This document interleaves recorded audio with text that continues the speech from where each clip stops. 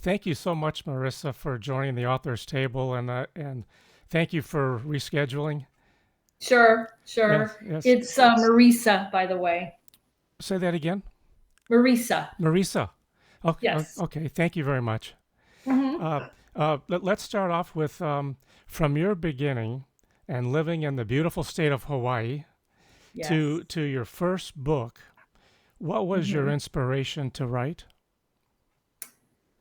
Well, I didn't write for much of my youth. I wanted to. Mm-hmm. Um, I started writing when I was in therapy, when I was in my late 30s and when I turned 40. So, um, my therapist said I should journal, and I did. And then I went, hey, I can really explain myself by doing this. So, a lot of people say it that writing is very therapeutic, Yes. and it was for me. So I just started writing about myself. I had lots of cool experiences to write about, so Yes. That I that's just kept on doing it. well, that's awesome. Now, like Yeah. when you started putting the journal together, was it just anything, or was there a specific thing that you wrote about?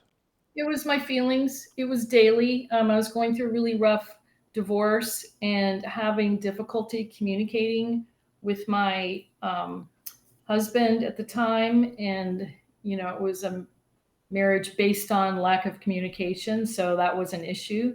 So my therapist said, every night when you get home from work, make it a point to go in another room, because we were like the War of the Roses. We were living together and divorcing. And so Yeah.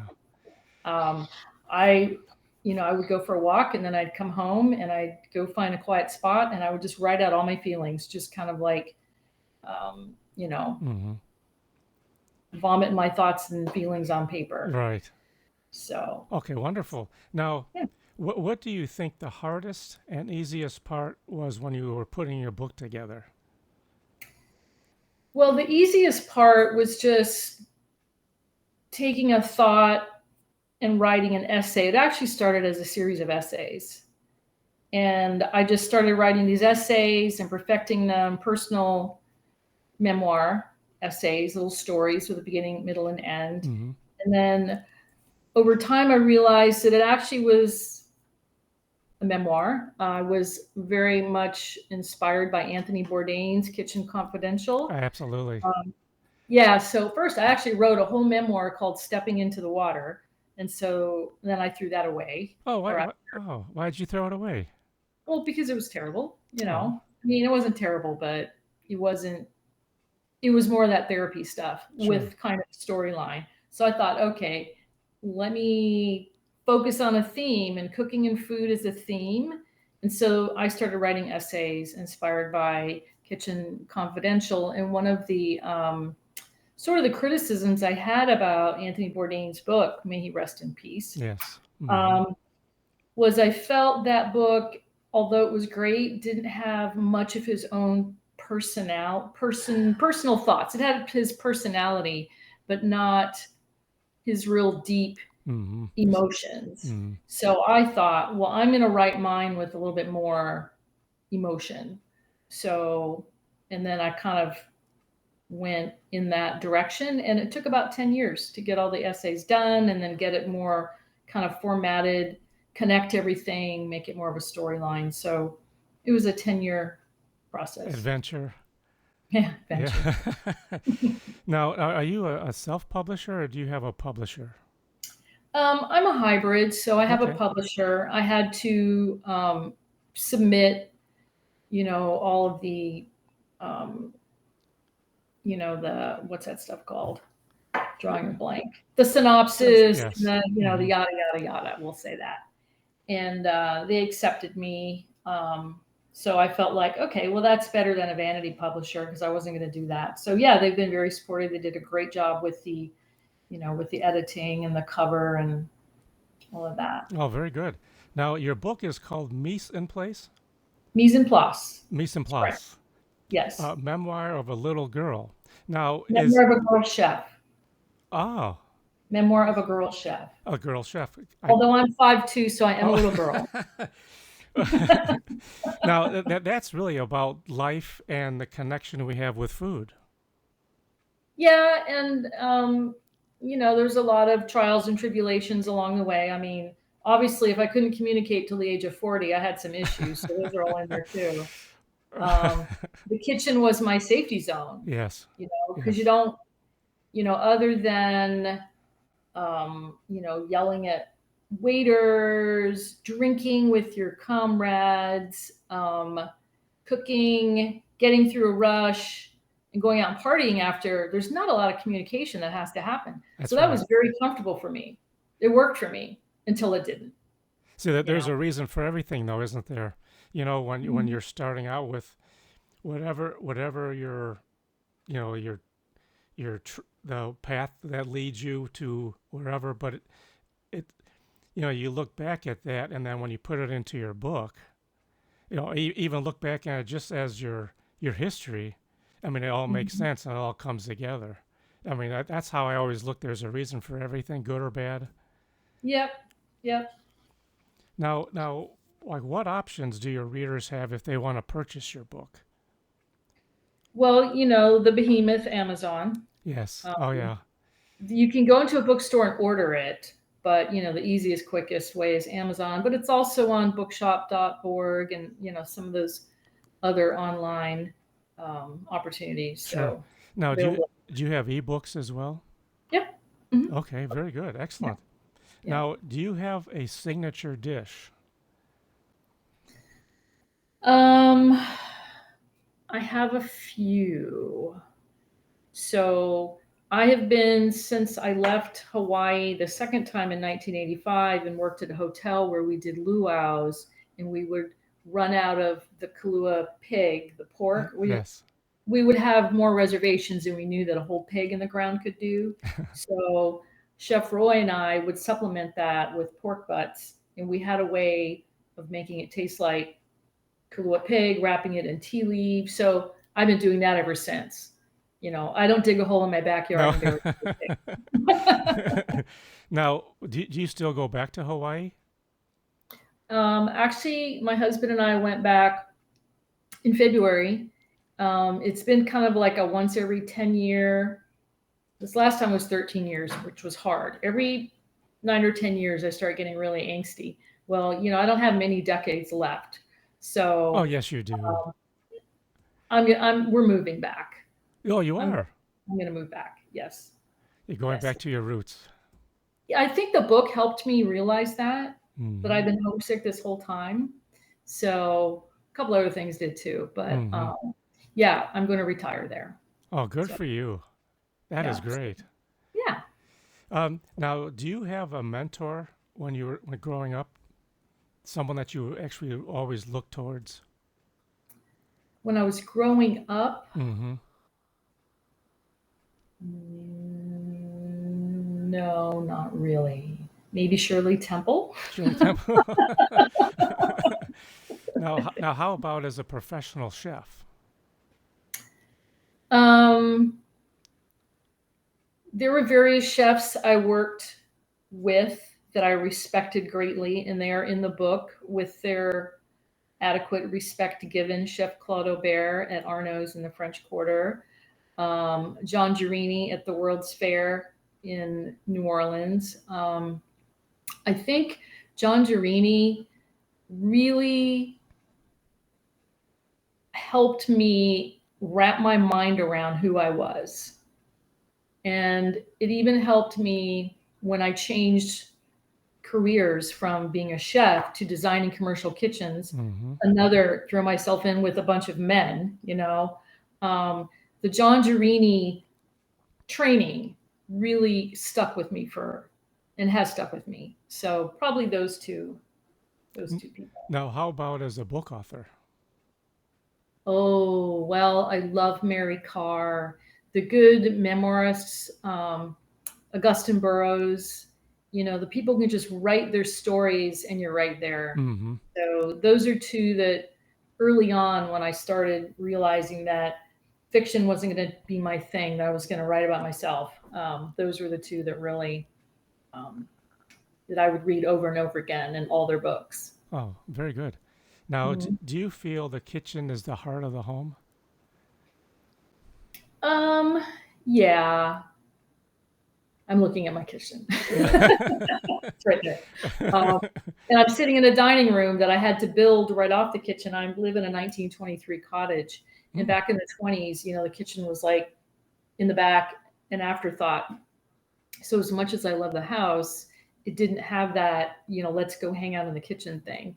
So I added a room and bust windows through. So now I have a dining room with the kitchen and a pass through in that. So, oh, very good. hmm. Now, from your array of experiences, have you had, well, in the culinary world, have you ever thought of being on the Travel Channel or even on Food Network or Magnolia Network?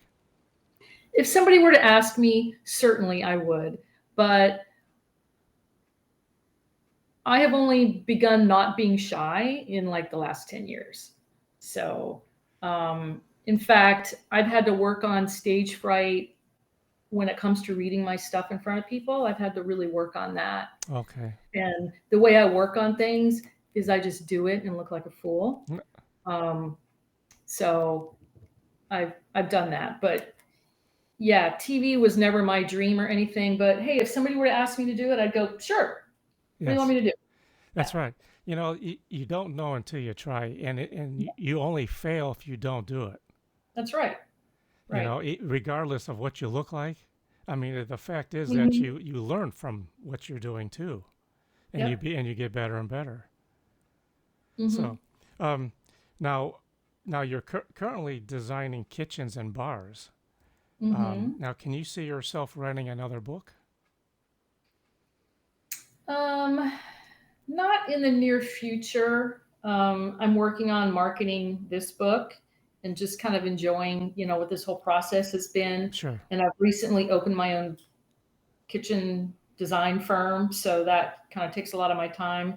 But I can, as I look kind of toward the retirement years, which aren't too far away, um, there's a possibility. I think when I get back to Hawaii, there might be some more inspiration to write some stuff there. But Now, maybe a book of essays. sure. Now, do you see from your experiences, sort of encompassing everything that you're doing now, especially now as a designer? You know, Well, yeah, I've been designing kitchens for almost 30 years now, and I'm very good at it. And when I first started, and I wasn't very good at people skills yet, um, like I said, when I'm not good at something, I just do it. And so the job was actually in sales, and I had a stutter. So all my friends from high school were kind of like, "Why would you want to do that?" So I can get over it, and I did. Um, hmm so past all that, yes, being a chef has really helped my career in designing kitchens. It's helped me communicate and understand with chefs and managers, and even thinking of things that they don't think of sometimes when they're Sure. trying to relay what they need. So I know all the questions to ask. Oh, oh, excellent. Now, finishing your book, do you ever go back to it sort of like as a reference tool? Even No, you don't. I can't read it. Oh, okay. So Maybe it's someday I can. It's just I read it so much when we were going through the editing and the copy editing and the proofreading, and um, I was like, yeah, I'm moving back. This girl's homesick. I'm moving to Hawaii. now So can someone tell by reading it? Now, if I'm homesick, yes. yeah, probably. I think so. Now, have you had a lot of feedback on your book? Yes, yes. People like it. They do. People I know tell me they love it. Yes. I hmm don't know if that's because they know me, but there's, quite a few anonymous people I don't know, um, reviews on Amazon and Goodreads. And just to make it, more realistic, there's a couple that aren't good that are, I think, pretty hilarious. So, I think that's really a an important thing though, especially when you write about yourself. Because hmm. you really have to look, in you to really get it out Hmm. on paper. So when people are reading it, they really can sort of feel or see what you've been through. Right. And Right. and I think it's sort of like you did a sort of like a 180. You're starting out, you know, with your experiences and then being a chef and then being a designer and owner. I mean, I think that's a Mhm. huge, you know, uh, adventure that you've been on, you know. Yeah, it wasn't. None of it was planned. So, um, Um, Now, what advice can you give someone that is just starting out, either being a writer or a designer? well, as a writer, I'm going to say what they all say: do it every day. Mm-hmm. You have to just do it every day. And even if you don't feel like doing it, you'd be surprised at what comes out of your brain when you just sit there and look at the computer screen or the paper. That exercise is a part of the brain that's very important to writing better. So, um, a designer, well, you just don't kind of become a designer. So, I'm gonna relay some advice that I think everybody should take heed of, regardless of what they're gonna do. You gotta aim to be the best that you could be, take baby steps, and Mm-hmm. be open to learning. Be a sponge. That's right. Hmm. Information is power, right? Hmm. That's Hmm. right. Yeah, you got to shove your ego out of the way and just be a sponge. So Now, many people act like they know things when they don't, and they're idiots. and you can tell that too, right? And you can Oh see yes, that. yes. Yeah. Especially, well, writers too, or even, well, people designing things too. I mean, it's Hmm. industrial designers and people with all the ideas, but then there's a different mechanical side of that too. I mean, it all has to work together, Hmm. and Hmm. now do you feel that with your background and what you've done, can you also sort of be a teacher?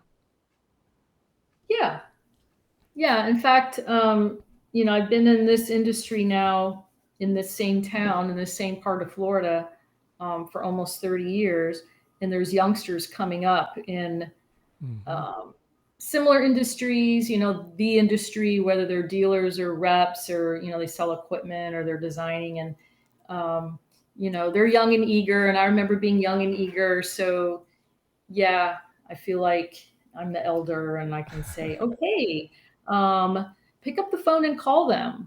Don't just send an email. That's right. That's right. Go back to the. Communication is key. That's right. Right. Go back to the old way of just picking up the phone or even going there.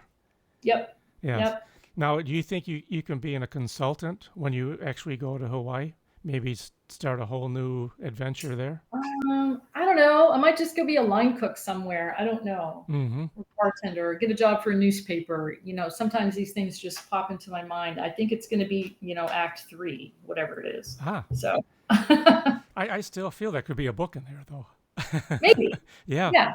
I mean, you can do I mean, you've done the whole thing already, and now putting it into one book. Mhm. I mean, I Well, can. I'll definitely find a writers group, and, Sure. go to, I'll still do that. So who knows Good for what you. inspo will happen. Now, do you also have a website? I do.